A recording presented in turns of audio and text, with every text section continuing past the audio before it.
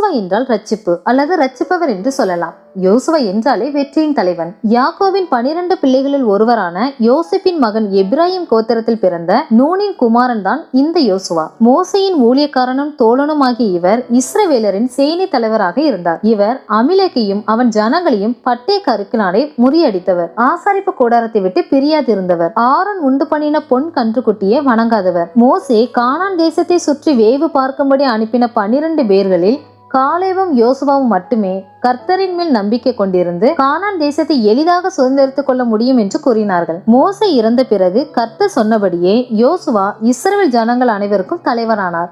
என்னதான் இத்தனை வருடங்கள் மோசையோடு இருந்து கர்த்தர் மோசையை கொண்டு இந்த ஜனங்களை வழி நடத்தினதை யோசுவா கண்டிருந்தோம். அவர்களோட பயணத்து இருந்தாலும் ஒரு தலைவன் என்ற பொறுப்பு வரும்போது ஒரு சில பதற்றங்களும் குழப்பங்களும் யோசுவாவிற்கு இருந்திருக்கலாம். அதனால்தான் கர்த்தர் யோசுவாவிற்கு தைரியப்படுத்தும் விதமாக கர்த்தர் யோசுவாவை நோக்கி, என் தாஸ்